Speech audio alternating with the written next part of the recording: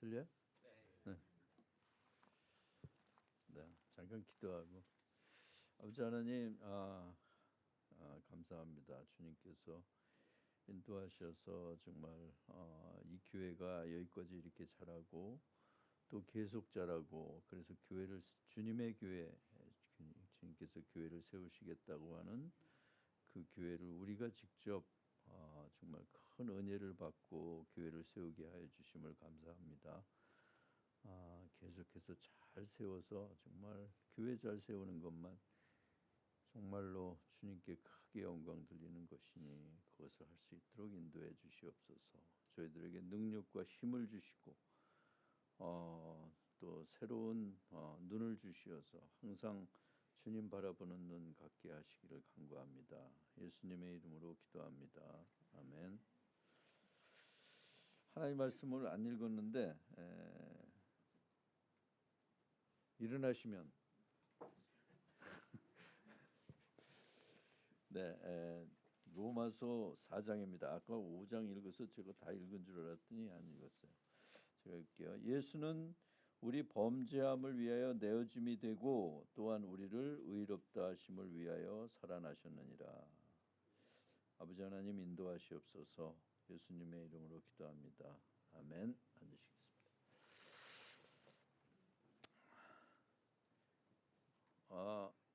오늘 하나님의 말씀은 의롭다함에 대해서 우리가 다시 좀 얘기하려고 합니다.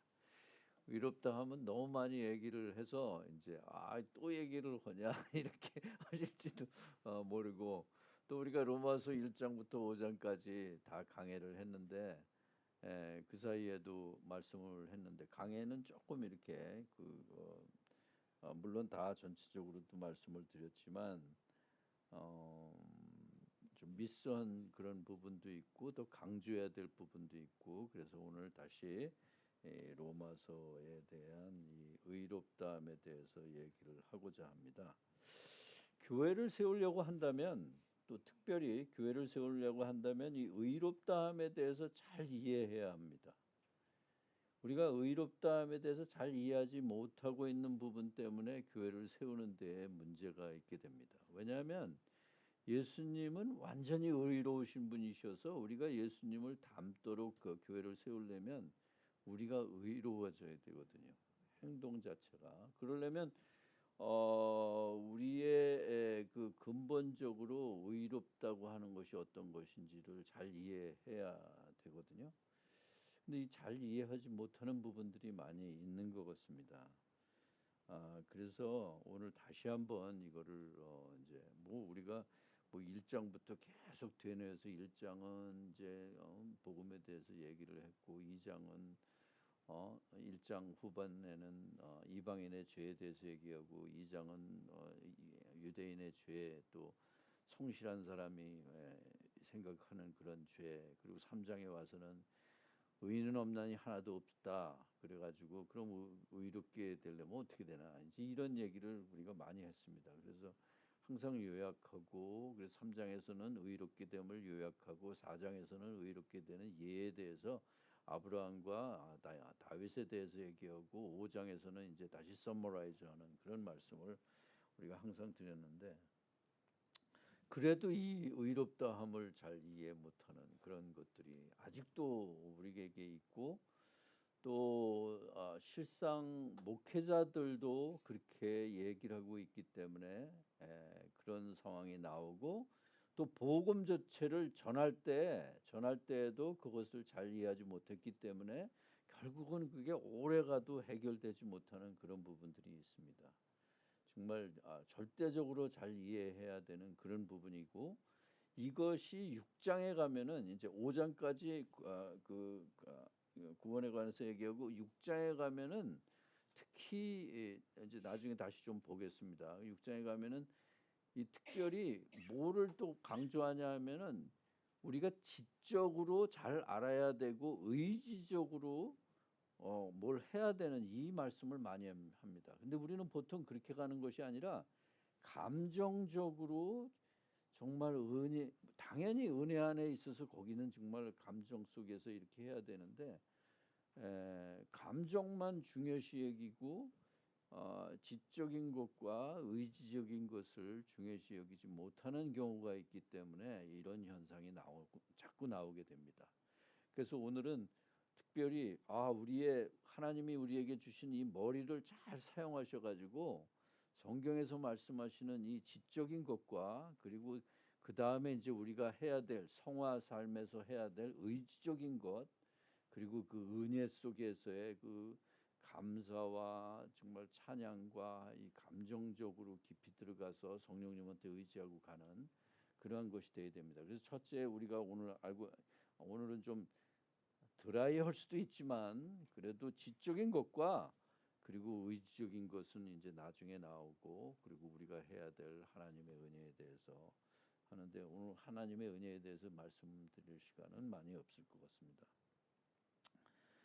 그래서 첫 번째 우리가 의롭다함에 대한 잘못된 이해에 대해서 얘기하고 싶은데 이제 의인 우리가 그러면은 그냥 보통 사람들 사이에서 의인은 저 사람 참 의롭다 그러면 그 어느 정도 그래도 사회법을 잘 지키고 세금을 있는 대로 잘 내고 어떤 규칙을 잘 지키고 이런 사람들을 의인이라고 표현들을 합니다. 그렇게 우리가 또 이해하고 있고요. 그렇기 때문에 여기에서 이제 하나님의 의로움, 하나님의 의인 얘기할 때도 우리도 그런 식으로 자꾸 생각하는 그런 경향도 있을 수가 있어서 우리의 이게 혼동하게 되는 그러한 상황이 갖게 됩니다. 또 우리가 요즘에 제가 누굴 상담을 하는데 이 사람이 얘기를 하는 게 이런 거예요. 그 구원이라는 게 그게 의롭다는 게 구원입니까? 이렇게 얘기를 물어봤어요. 여러분들은 어떻게 답변을 하시겠어요? 우리가 의롭다함을 받으면 그게 구원입니까? 이렇게 얘기하죠. 죄 용서함을 받으면 구원이죠. 그건 어떻게 답변을 하시겠어요? 그러니까 예수님을 믿어서 나 죄 용서함 받았어. 그래서 나 구원이야. 그거는 좀 비슷한 것 같죠? 그럼 예수님을 믿어서 난 죄 용서함 받고 의롭게 됨을 받아서 난 구원이야. 또 한 가지 질문. 그럼 예수님을 믿어서 나 의롭게 됐어. 그래서 난 구원이야. 맞아요? 응. 오케이. 그럼 두 번째 거는 예수님을 믿어서 죄 용서함 받고 구원받았다. Yes? 그럼 예수님을 믿어서 나 죄 용서함 받아서 구원받았다. 좀 근데 성경에는 어떤 때 보면은 그렇게 써 있는 부분도 있는 것 같아요. 그래서 우리가 혼동을 하는 거예요. 예를 들면 이게 회개와 믿음이라는 얘기할 때도 그렇게 돼요. 회개해라. 그럼 너는 구원을 받는다. 믿어라. 그럼 구원 받는다. 이렇게 돼 있죠. 그래서 어떤 부분에 가면 회개에 대한 얘기를 내가 회개하면 구원받는 거구나. 죄 용서함 받고. 또 어떤 데 가면은 믿음, 예수님 믿어야 된다. 그렇게 할 때 믿으면 구원받는다. 이렇게 생각하는 경우도 있죠. 근데 그런 부분을 했는데 어느 구절에 가면 두 개를 같이 들어간 구절이 있어요. 너의 죄를 회개하고 하나님한테 돌아오라. 하나님 믿어라. 그래서 요거를 조심해야 되는 부분들이에요. 잘못하면 한쪽만 강조해서 회개하면 구원이야. 회개하면 구원이야. 이렇게 하는 사람이 있을 거고 믿기만 하면 구원이야. 회개는 제가 어떤 목사님하고 만나는데 이제 믿음을 강조하는 목사님이에요. 그러면서 하는 얘기가 왜 꼭 회개를 하라 그러냐? 요한복음에 보면은 회개라는 게 없어. 요한복음 회개가 안 나옵니다. 믿음이야 믿음. 그러니까 믿기만 하면 되는 거야. 이게 아주 큰 교회 목사님하고 저거 만났을 때 하는 표현이에요. 내가 그분이 뭐 어떤 분이라 그래서 얘기하려고 그러는 게 아니라 그럼 다른 데 있는 성경 말씀은 뭐야? 예수님이 나오자마자 복음을 첫 번째로 얘기했는데 뭐라 그러셨어요? 회개하라. 천국이 가까웠다. 복음의 시작이에요. 그런데 주님한테 가려면 회개와 복음이 같이 들어가야 된단 말이지. 예. 그래서 같이 들어가야 돼. 왜냐하면 근데 어떤 구절을 보면 회개만 얘기를 해. 어떤 구절을 보면 믿음만 얘기를 해. 근데 나중에 보니까 이게 두 개가 같이 들어가는 거구나. 지금 죄 용서함과 의롭게 됨이 마찬가지. 어디에 보면 죄 용서, 그의 피로 인하여 죄 용서함 받. 죄 용서함 얘기예요. 또 그의 피로 인하여 의롭게 되었다고 표현해요. 근데 실제 의롭게 되는 피로 인하여, 피에 의하여. 예. 근데 피에 의하여 의롭게 됐다고 하는 것은 무슨 얘기를까지 하는 거예요? 의롭게 되기 위해서는 어떻게 해야 돼? 예수님을 믿어야 의롭게 되죠. 그죠? 그건 아시잖아. 우리 예수님을 믿어야 의롭게 돼. 근데 그의 피에 의하여 의롭게 됐다는 건 뭐야? 그분이 사역하신 이 피 흘림의 사역, 결국 그거에는 어떤 것까지 들어가냐면 죄 용서함도 들어가고, 이게 그거를 통해서 죄 용서함 받고 또 의롭게 되었다는 것까지도 들어가는 거죠. 그래서 이 두 가지를 이거 두 가지를 이렇게 혼동해서는 안 된다는 말씀을 하는 거예요. 죄 용서함 받고 의롭게 되어서 하나님한테 가는 이런. 그래서 우리의 제일 잘못된 이해가 바로 이런 부분이 혼동해서는 안 됩니다. 그 십자가의 복음. 어떤 사람은 그렇게 얘기를 해요. 복음 그러면 십자가의 복음. 그렇게 표현하잖아요. 그 십자가의 복음은 뭐야? 죄 용서함 받는 거. 그게 복음이죠. 네, 복음이에요. 그럼 이렇게 얘기를 해보죠.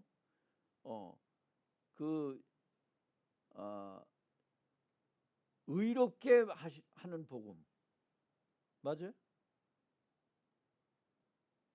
우리는 의롭다함을 많이 들었는 사람인데도 이게 힘들어. 의롭게 하는 복음은 의롭게 하는 것이다. 잘 안 들어봤지. 왜냐면 우리가 복음을 들을 때 그렇게 안 들었어. 그거는 목회자들의 책임이야. 목회자들이 당신은 죄로 인해서 이제 죄싹슨 사망이 돼서 이제 지옥에 간다. 그래서 그 죄를 용서하시려 예수님이 이 땅에 오셨다. 이게 얼마나 좋은 소식이냐. 그래서 예수님을 믿으면 이제 죄 용서함 받고 영생을 갖는다. 그렇게 하는 게 보통 그렇게 가르치잖아요. 근데 그거를 조금 더 나가서 복음은 우리를 의롭게 하시는 거야. 맞아요, 틀려? 그 우리를 의롭게 하는 게 복음이야.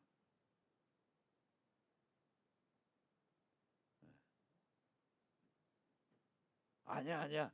복음은 우리의 죄를 용서하시려 이 땅에 오셔서 십자가에 돌아가신 게 복음이야. 좀 제한적이죠. maybe 50%는 맞는다고 표현할 수 있어. 그러면 여기 로마서 1장에 가서 보면 1장에 클리어하게 나타나죠. 1장 16절에 보면 내가 복음을 부끄러워하지 아니하노니 이 복음은 모든 믿는 자에게 구원을 주시는 하나님의 능력이 됨이라. 첫째는 유대인에게 또 헬라인에게로다. 17절 앞부분을 같이 읽겠습니다. 다 같이. 복음에는 하나님의 의가 나타나서, 복음에는 하나님의 의로움이 나타나서. 복음이라는 건 우리를 의롭게 하는, 그럼 뭐 쉽게 얘기하면 사실 뭐 요한복음 3장 10절에 예수님을 믿으면 영생을 얻는 거다. 이게 복음이죠. 근데 영생을 얻는데 도덕적인 면에서는 어떻게 되냐 하는 문제예요. 그거를 사도 바울이 여기 지금 앞에서 예를 들면은 복음서에서 계속해서 나를 믿으면 내가 영생을 얻는다. 이런 얘기를 계속 하잖아요. 특히 요한복음에서는 그런 말씀이 많이 나오죠. 예수님이 어떤 분이시고 나를 믿으면 너는 영생을 얻는다. 하나님이 세상을 이처럼 사랑하사 독생자를 주셨으니 이는 저를 믿는 자마다 멸망치 않고 영생을 얻는다. 이 얘기잖아요. 그게 복음이야. 그런데 그 복음의 실제적인 의미, 더 디테일한 의미가 뭐냐를 사도 바울이 지금 기록하고 있는 거예요. 도덕적으로. 그 도덕적으로 기록하는 게 뭐냐면 의로움이란 말이에요. 의로움. 그래서 복음에는 하나님의 의가 나타나서, 좀 더 풀어보면 복음에서는 하나님의 의로움이 나타나서, 이 얘기예요. 그러니까 제가 질문했던 하나님의 그러니까 우리가 의롭게 되는 게 복음이냐? 복음이에요? 맞죠. 전반적으로 다 맞는 거죠. 죄 용서하는 게 복음이다. 그건 50%. 그죠? 죄 용서함 받고 의롭게 되는 것이 복음이다. 도덕적으로 100%. 그죠? 근데 그냥 의롭게 되는 게 복음이다. 그러면 그 앞에 걸 다 포함하게 되는 거죠. 그죠? 근데 우리가 복음을 들을 때 항상 죄 용서함, 물론 거기서부터 시작해야 돼. 그것도 깨닫기도 힘드니까. 내가 완전히 내 자신을, 야, 내가 죄인이구나. 내 자신을 정말, 야, 난 그냥 어떻게 할 수가 없네. 그냥 죄인이야. 여기를 알기까지 이거를 알아야 죄에 대한 문제도 알고 하나님이 어떻게 죄를 다루시는지도 알고, 그렇게 돼야 그 다음에 거기서부터 복음이 이렇게 전달이 돼서. 근데 죄 용서함 받고, 죄 용서함 받으면 이제 영생 얻는 거야. 그렇게 하고 끝나게 되니까 항상 거기에 머물러 있어요. 그리고 의롭다 하면 우리의 삶으로 연결되는 걸로 항상 얘기를 해. 근데 생각해 보세요. 에덴 동산에 가서, 에덴 동산에서 아담이 죄 짓기 전에 의로웠어요? 안 의로웠어요? 의로웠지. 하나님이 의로웠죠. 그래서 하나님과 교제하고 있었어. 죄를 졌어. 하나. 뭐 10개 진 것도 아니고 20개 진 것도 아니야. 하나 졌어. 그래서 어떻게 됐어요? 결국은 불순종으로 죄를 져서 하나님한테 쫓겨났어요. 그럼 내가 하나님 앞에 가려면, 다시 가려면 어떻게 해야 돼? 죄 용서 안 받고 의롭게 돼야 갈 수 있는 거거든. 왜냐, 하나님이 완전히 의로우신 분이니까 내가 완전히 의롭게 되지 아니하면 하나님한테 갈 수가 없는 자가 돼요. 그러니까 복음이라는 건 뭐야? 너 죄로 인해서 지옥에 가게 생겼는데 하나님이 그 죄도 용서하시고 의롭게 되어서 하나님 앞에 서게 할 수 있다 하는 게 복음이야.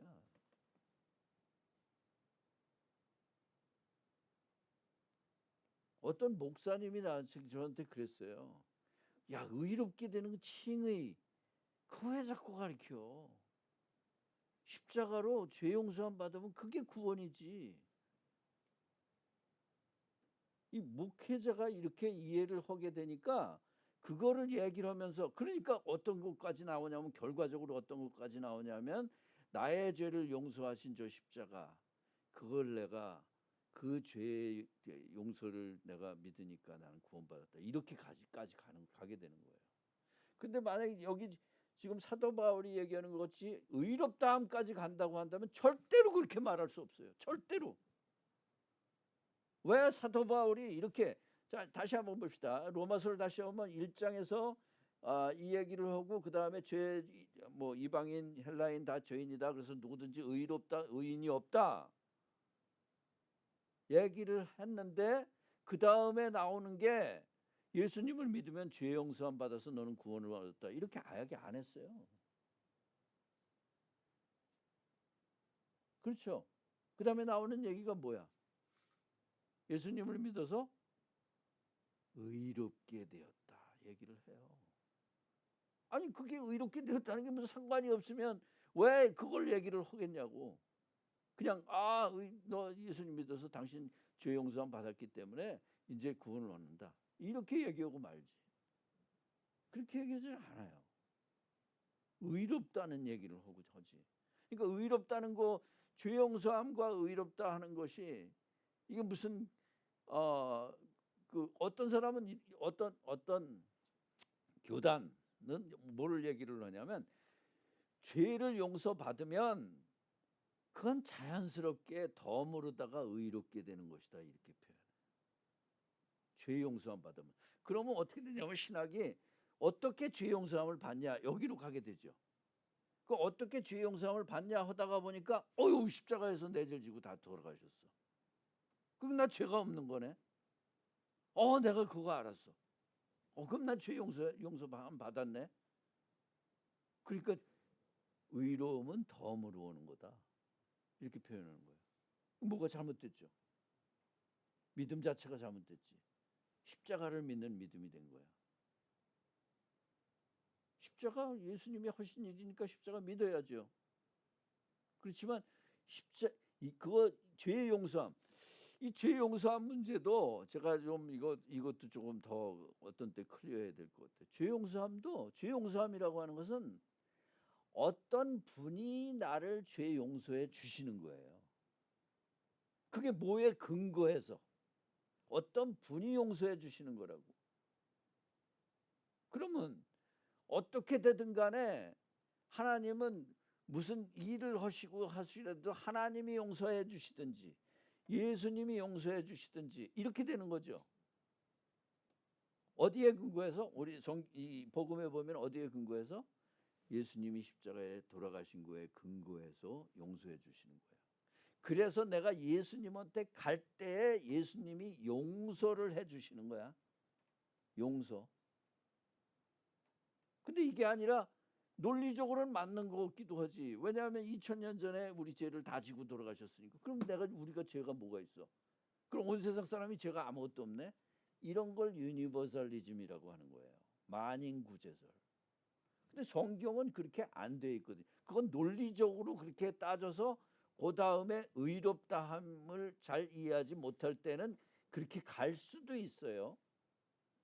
그걸 우리가 그 만인구제설이라 그래. 온 세상 사람들은 다 구원을 받는다. 왜? 예수님이 십자가에서 우리의 모든 죄를 지고 가셨으니까. 근데 성경에 모든 죄를 지고 가셨으니까 다 죄가 없어. 이렇게 말씀하신 적이 있어요? 예수님은 30년 AD 30년에 돌아가셨는데 그 다음에 나온 그런 지금 얘기하는 서신서들을 보세요. 사람 회개하고 예수님한테 돌아올 때 죄 용서 받는 걸로 다 나오지. 그럼 뭐에 근거해서 죄를 용서해 주시나? 무슨 페이를 해야 될 거 아니야 거기다가. 그게 바로 십자가에서 다 우리의 구원 사역을 하신 그거에 근거해서 예수님이 용서해 주시는 거지. 그렇잖아요.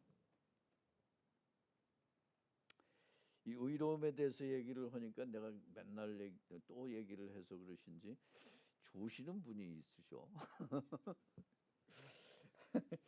근데 아무튼 이거 굉장히 중요한 겁니다. 특별히 교회를 세울 때는 굉장히 올바로 알아야지 그렇지 않으면 안 돼요. 아무튼 이게 잘못된 그런 이해들이 이렇게 있습니다. 목회자도 이렇게 실질적으로 얘기하는 분이 있어서 제가 깜짝 놀랐어요. 개인적으로 얘기하다가 그 칭의 자꾸 얘기하지 마. 예수님 십자가에 돌아가셔서 그게 우리 죄를 용서하신 그게 복음이지. 왜 자꾸 칭의를 얘기를 해? 그것도 사역을 갖다가 30년을 한 사람이 하는 말이에요. 이렇게 되면 안 되죠. 이 성경에서의 의인이나 의로움의 정의에 대해서 좀 보고자 합니다.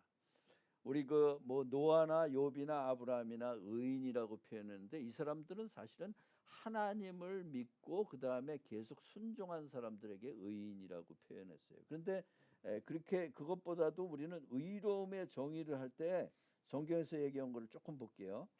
에스겔서 3장 20절 그냥 성경 구절이 많으니까 제가 그냥 읽겠습니다. 또 의인이 그의 공의에서 돌이켜 악을 행할 때에는 이미 행한 그의 공의는 기억할 바 아니라. 이미 행한 그의 공의는 기억할 바 아니라. 그러니까 의인이 공의로운데 그 공의에서 돌이켜서 악을 한 번 행했다. 그럼 너는 더 이상 의인이 아니야. 이런 얘기를 하고 있는 것이죠. 예. 또 여기 보면 에스겔서 18장 9절에 보면 이렇게 말씀하고 있어요.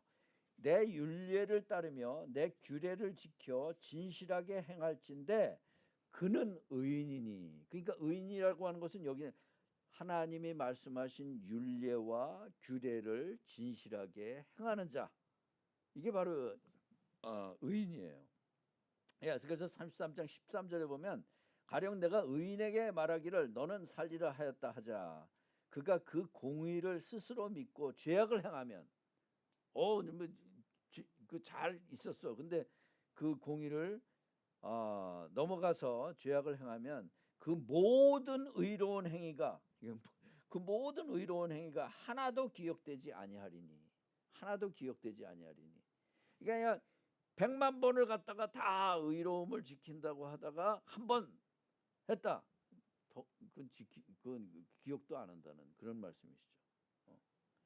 에스겔서 33장 18절 만일 의인이 돌이켜 그 공의를 떠나 죄악을 범하면 그가 그 가운데서 죽을 것이요. 또 나옵니다. 이게 몇 번이 나와요. 그리고 이사야서 26장 7절에 보면 의인의 길은 정직함이요 정직하신 주께서 의인의 첩경을 평탄케 하시리로다. 의인은 정직하게 그리고 하나님도 정직하니까 정직하신 하나님이 이제 그를 평탄케 하신다 이런 얘기가 있고 전도서 7장 20절에 보면 선을 행하고 전혀 죄를 범하지 아니하는 의인은 반대로 얘기하면 의인은 선을 행하고 전혀 죄를 범하지 않는 자 이렇게 표현하고 있는 것이죠.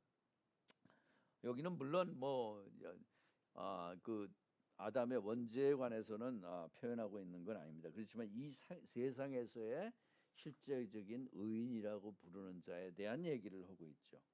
근데 의인에 대해서 한마디로 정의한 그런 구절이 있어요. 한마디로. 다른 건 다 잊어버려도 이거는 잊어버리지 마세요. 우리가 항상 읽는 잠언 20장입니다. 한번 읽어보세요. 잠언 20장 7절입니다. 잠언 20장 7절. 비셨으면 같이 읽겠습니다. 앞에만 시작.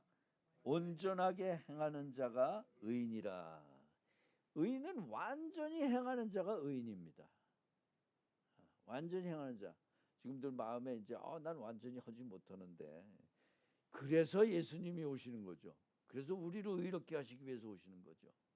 거기가 은혜란 말이죠. 그걸 그렇게 의롭지 않은 사람을 의롭게 해주시니까 그게 은혜인 것이죠. 또 한 구절을 보면 로마서 2장 13절 이 지금 의롭다는 얘기를 하면서 거기에 의롭다고 정의를 그 지포드라고 하는 그 주석가 아주 로마서에서 첫 번째 가는 그런 주석가입니다. 그 주석가가 얘기하는 것은 여기는 의롭다함의 정의다 이렇게 표현합니다. 2장 13절 같이 읽게요. 다 같이.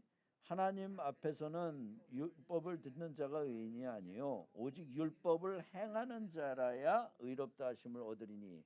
여기 율법을 행하는 자라고 그랬는데 아까 에스겔서 18장 9절에 보면 내 율례를 따르며 내 규례를 지켜 진실하게 행할진대 그것과 같이 하나님이 말씀하신 명령을 모두 따르는 자가 의인이다 하는 말씀입니다. 그게 이 성경에서 말씀하시는 그런 그 의인의 정의. 그러니까 완전한 자야. 그러면 예수님이 이 땅에 있으시면서 하나님의 말씀을 모두 다 순종하고 다 지키셨어요. 지난주는 우리가 예수님이 항상 하나님만을 생각하며 살았다는데 거기에 대해서 이제 민수기 28장에 있는 말씀에 옛날의 구약은 어떻게 했나를 이렇게 살펴보았고 오늘은 이 의롭다고 하는 거에 대해서 좀 정말 우리가 보고 있는 것입니다. 로마 정의가 이제 완전히 행하는 자가 의롭다. 그럼 로마서에서 말하는 의로움은 어떤 의로움이냐? 우리가 얘기할 때 그냥 그냥 어느 정도 되고 이렇게 되는 의로움 그런 거는 아니죠.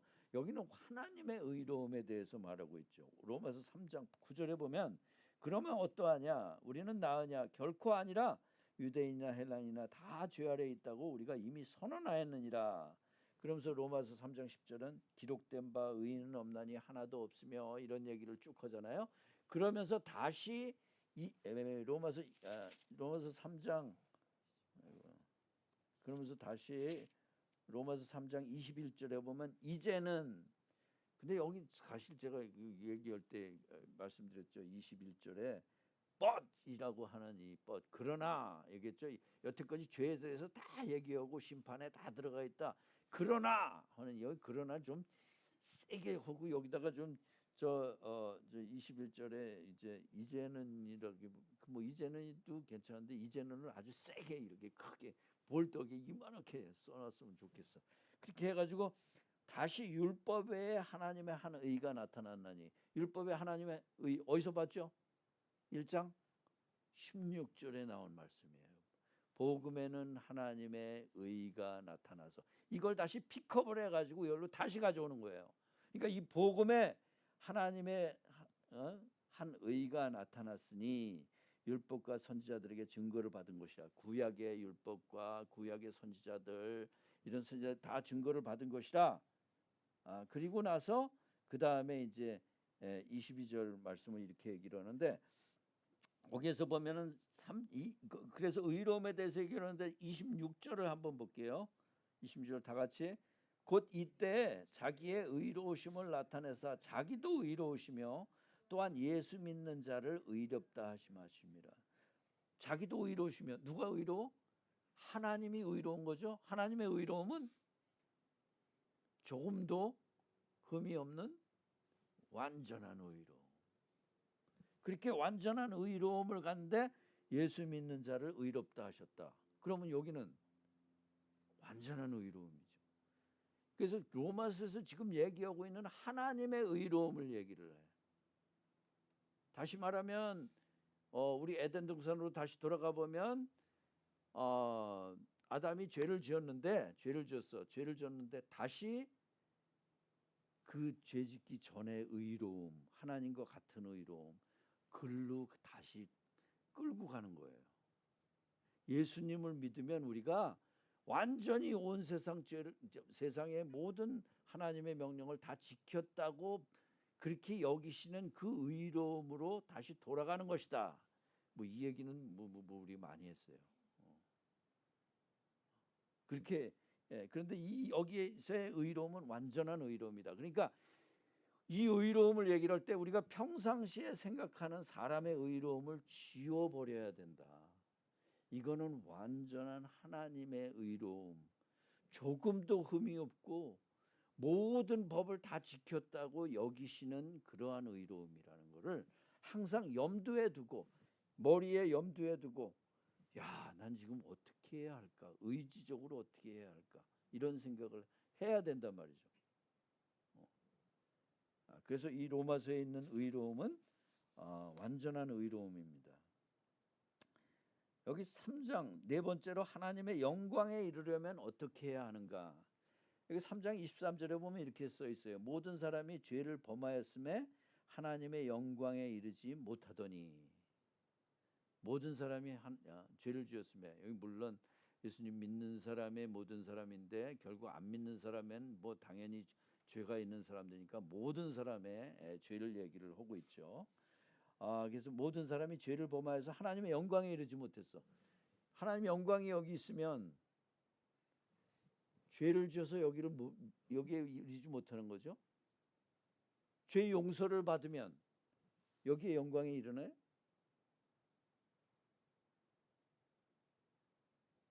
이 앞뒤를 읽어보면 그렇게 되어 있지가 않아요. 여기 보면 그 다음 절을 읽어볼게요. 이르지 못하더니 그리스도 예수 안에 있는 구속으로 말미암아 하나님의 은혜로 값없이 의롭다 하심을 얻은 자 되었느니라. 결국은 여기에 가려면, 하나님의 영광에 가려면 하나님의 의로움에 가져야, 그래야 여기에 영광이. 그러니까 죄가 있는데 죄 용서함을 받았어. 죄로야. 아직 의롭진 건 아니죠. 뉴트럴이야, 뉴트럴, 중립. 그러니까 의롭게 되어져야 여기 영광에 이르는 거지. 그럼 나는 난 진짜 하나님 앞에 의롭게 되었어. 구원이 아니에요. 구원이 아니야. 구원이에요. 의롭게 되려면 어떻게 해야 돼? 의롭게 되려면 어떻게 해야 돼? 예수님을 믿어야 되죠. 예수님을 믿으면 어떻게 돼? 영생이 있지, 멸망치 않고. 그러니까 의롭게 되는 거는 구원이야. 맨날 죄 용서함이 구원이라고 하다가 보면 뭐가 문제가 되냐면 성화에 문제가 생긴다고. 지금 그 얘기를 하고자 하는 거예요. 성화를 해 나가면서 교회를 세우는 거니까. 구원받은 자가 성화가 돼 가면서 이게 교회가 세워지잖아요. 그러니까 교회를 세우려면 이거를 잘 이해하지 않으면, 그러니까 어떤 사람이 있어. 나 죄 용서 받아서 구원받았어. 그리고 교회 와서는 제멋대로 해. 그렇게 될 가능성도 많단 말이야. 거기가 잘 이해가 안 돼 있기 때문에. 아무튼 영광에 이르려면 정말 의롭다 하심을 얻어야 됩니다. 마르틴 루터가 이렇게 얘기했어요. The real glory before God is righteousness. 다만 이거를 우리가 잘 이해하려고 들지 않을 때는 그게 무슨 영광이야 이렇게 하는 거지. 의로움, 공의, 하나님 보좌의 기초라. 하나님한테 가려면, 도덕적으로 하나님 앞에 설려면 내가 의로워야 설 수 있거든. 그걸 지금 로마서 이게 얘기를 하는 거예요. 왜 예수님을 믿으면 영생을 갖게 되는가? 그거는 네가 도덕적으로 의롭게 되었기 때문에 하나님 앞에 설 수 있는 거다. 이 얘기를 하는 거죠.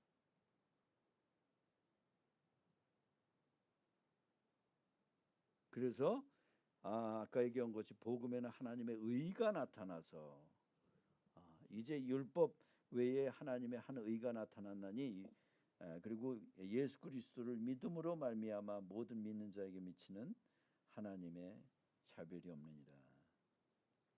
죄로 인해서 하나님의 영광에 이르지 못했는데 의롭게 됨으로 하나님의 영광에 이른다. 이게 복음이에요. 하나님이 의로우시니 우리가 의로워야 하나님 앞에 설 수 있는 것. 의롭게 된 자는 하나님과 이제 화평을 즐기게 되죠. 그게 이제 로마서 5장에 가면은 쫙 설명하고 나서 5장 1절에 보면 그러므로 우리가 믿음으로 의롭다 하심을 받았으니 우리 주 예수 그리스도로 말미암아 하나님과 화평을 누리자. 이런 말씀을 하고 있습니다. 결국 복음에 대해서 질문을 받을 때 당신은 어떻게 죄 용서함을 받았나요? 뭐 그렇게 물어볼 수 있죠. 어떤 사람한테 하나님은 당신은 죄 용서함을 받았나요? 근데 요거는 어떤 면에서는 50% 질문이라고 표현할 수 있어요. 당신은 어떻게 죄 용서함을 받고 어떻게 의롭게 되었나요? 이건 100%지.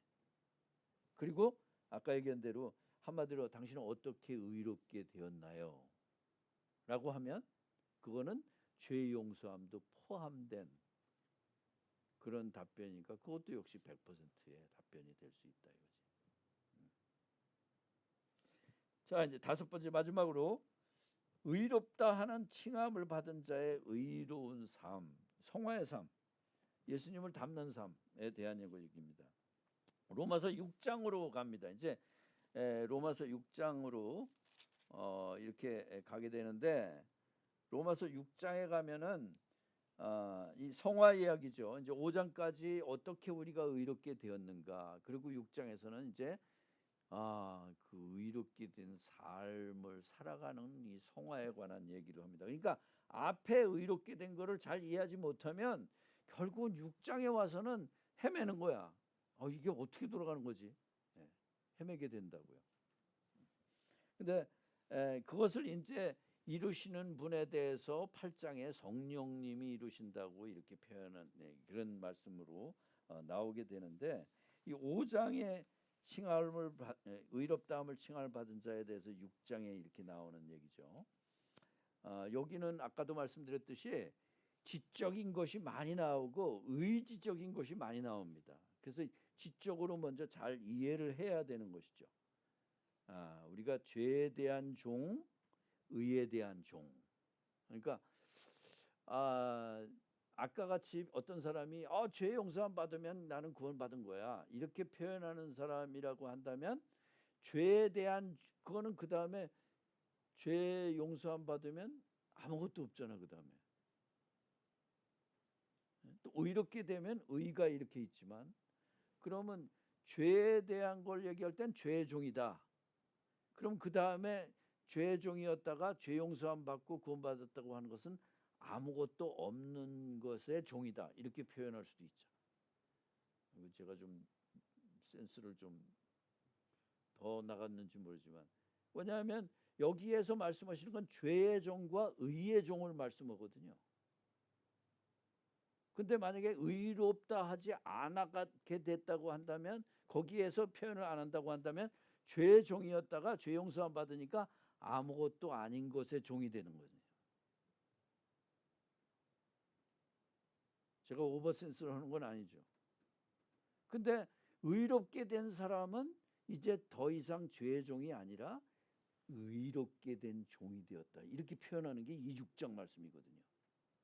그러니까 1장부터 5장까지는 의롭다함을 이렇게 얘기를 하고 그건 이거 정말 이건 우리는 의롭다고 될 수가 없는 존재죠.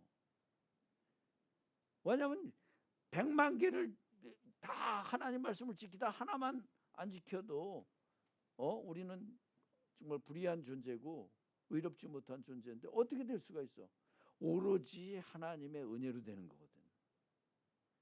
하나님은 예수님 우리가 예수님을 믿을 때 정말 의롭다함을 우리에게 주셔서 너는 정말 내가 말한 온 세상의 모든 규례를 다 지켰구나 이렇게 보시는 거거든요. 이제 다 지켰구나를 보시기 때문에 그 다음에 그러면 지금부터는 지켜라 이 얘기 하시는 거야. 그렇게 칭의를 받았으니까 그 다음에는 이젠 지키면서 생활을 해라 이렇게 하는 거죠.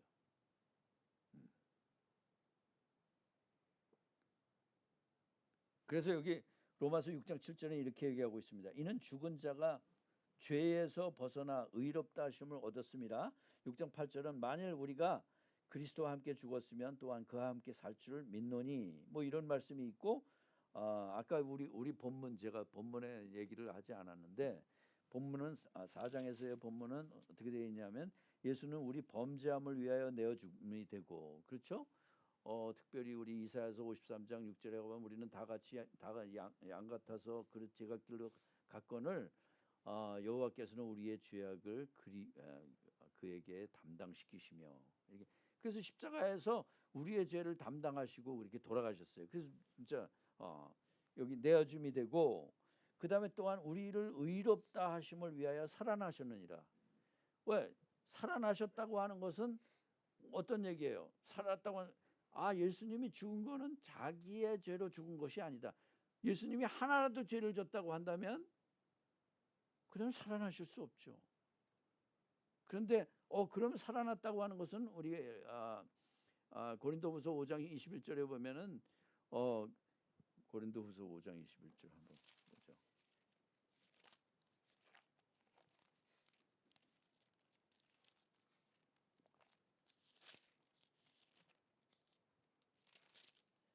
(5장 21절에) 뭐 하나님이 죄를 알지도 못하신 자로 전혀 죄가 없으신 그런 분이시죠. 완전히 의로우신 분. 그 자로 우리를 대신하여 죄를 삼으신 것은 우리를 대신해서 죄를 삼으셨어. 그래서 예수님이 죄를 지고 돌아가신 것은 우리의 죄를 담당하시고 돌아가시고 그랬기 때문에 완전히 의로우신 분이셨기 때문에 살아나실 수 있어요. 완전히 의로우셔서 그리고 우리를 의롭다 하심을 위하여 살아나셨느니라. 그래서 이제 살아나셔서 승천하셔서 하나님 우편에 앉아 계시고 살아계셔요. 그리고 누구든지 예수님을 믿는 자, 살아계신 예수님을 믿는 자를 의롭다 하신단 말이죠. 죄 용서함 하시고 의롭다 하셔. 그러니까 그 살아나신 것은 살아나신 자체가 의롭다는 것을 말씀하고 계시고, 그렇게 살아나셔서 누구든지 예수님한테 가는 자를 의롭다고 얘기하시는 것이지. 그러니까 두 개가 다 들어가는 거야.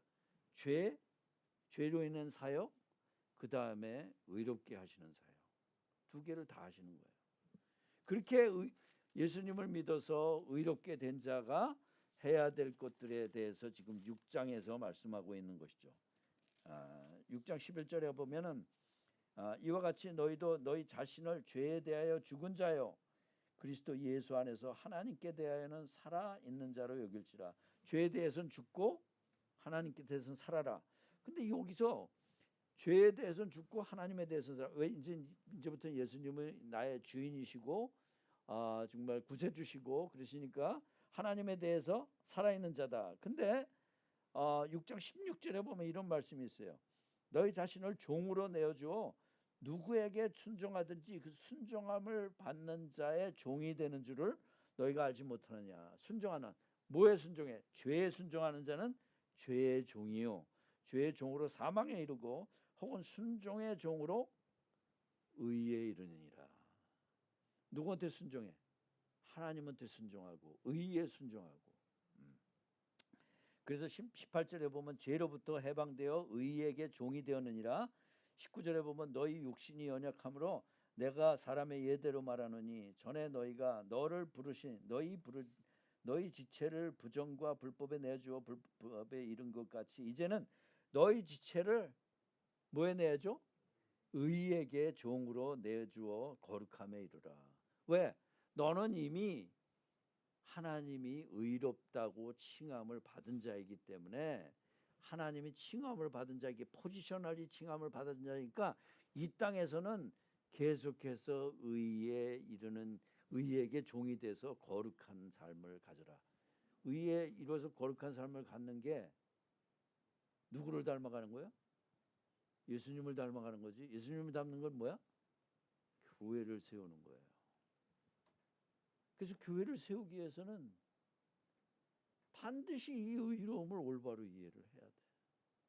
잘못하면 내 죄 용서했다고 난 구원받았다 그래가지고 구원의 기분에 들떠가지고 뭐를 하고 있는지 몰라. 그 다음에 뭐를 해야 될지 몰라. 구원이 최종착점이야. 구원이. 근데 그게 아니란 말이지. 그렇게 너 의로움을 받았어? 그러면 의의 종이 돼서 이렇게 해라. 예수님을 닮아가라. 그게 8장에 나오는 하나님이 예정하셔서 하나님의 형상을 닮게 하기 위하여라는 하는 답변이 나오는 거예요. 로마서 6장 22절에 보면 그러나 이제는 너희가 죄로부터 해방되고 하나님께 종이 되어 거룩함에 이르는 열매를 맺었으니 그 마지막은 영생이라. 그 마지막은 영생이라. 거룩함에 이르는 6장 23절에 결국 우리가 잘 아는 말씀이 있죠. 죄의 삭은 사망이요 하나님의 은사는 그리스도 예수 주 안에 있는 영생이니라. 왜? 예수님을 믿으니까. 죄의 삭은 사망이었지만 예수님을 믿으니까 죄의 용서함 받고 의롭게 되고 결국은 영생이니까. 처음에 우리가 질문했던 바와 같이 하나님의 의로움을 가졌어? 그럼 그게 영생이란 말이에요. 하나님을 간 거죠. 우리는 다 그런 큰 은혜를 받은 사람들이에요. 예수님은 이 땅에서 순종을 하실 때 얼마나 고난을 당하시면서 순종하셨는지 아시죠? 여기 히브리서에 그것을 간단하게 말씀하고 있어요.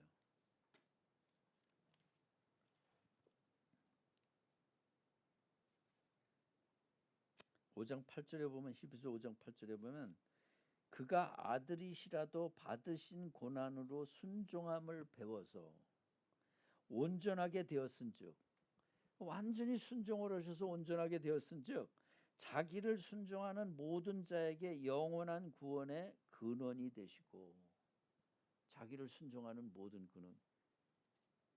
결국 여기 이제 다시 돌아가서 이 예수님이 이렇게 순종하신 것처럼 로마서 6장에서는 하나님 죄에 순종하는 자가 되지 않고 하나님에게 살아라. 죄에 순종하는 죄의 종이 아니라 의의 종이 되어라. 하나님께 순종하는 종이 되어라. 의에 순종하는 종이 되어라. 그거는 누구만 할 수 있어? 의롭다함을 받은 자만 할 수 있는 거야. 의롭다함을 받은 자. 의롭다함을 받은 자는 성령님이 내주하시고 성령님이 역사하시고 우리가 성령님한테 의지하게 하시고 성령이 쓰신 하나님의 말씀에 잘 따라가게 하시고 그렇게 해서 하실 수 있는 것이거든요. 그게 성화가 가능한 거예요. 그러니까 의롭다함을 이해하지 못하고 죄 용서함 받아서 구원받았다고 하는 사람은 할 수 없는 것이죠. 왜냐하면 그것은 완전한 구원도 아니고 물론 거기에서 끝나서 점점 더 이해해 갈 수는 있겠지만 확실히 더 이해해서 이게 이렇게 되는 거구나. 이래서 하나님이 그 다음 성화의 삶을 정말 내가 거룩하니 너희가 거룩하라. 레위기 19장 그리고 베드로전서 1장에 있는 말씀이죠. 모든 행실에 거룩하라. 왜? 너는 의롭다함을 받은 자이니까. 아멘. 아멘. 그래서 정말 그렇게 교회를 세워가는 예수님을 닮으면서 교회를 세워가는 그런 우리가 되어야 되겠습니다. 아버지 하나님, 오늘 이 의롭다함을 같이 나누면서 다시 마음을 가다듬고 정말 의의 종, 의로우신 하나님의 종, 우리 주님을 순종하는 종 그런 자가 되어서 하나님의 교회를 세우는데 참 어떤 때 떨어지지만 또 회개하고 하나님의 그 크신 은혜에 감사하고 우리 같은 죄 어떻게 우리가 의롭게 될 수 있겠습니까? 오로지 예수님의 그 놀라우신 사역과 하나님의 그 놀라우신 사랑과 은혜로만 가능한 것입니다. 이렇게 해주신 것을 감사합니다. 거기에 감사하면서 교회를 세우게 인도해 주시옵소서. 우리 주 예수 그리스도의 이름으로 기도합니다.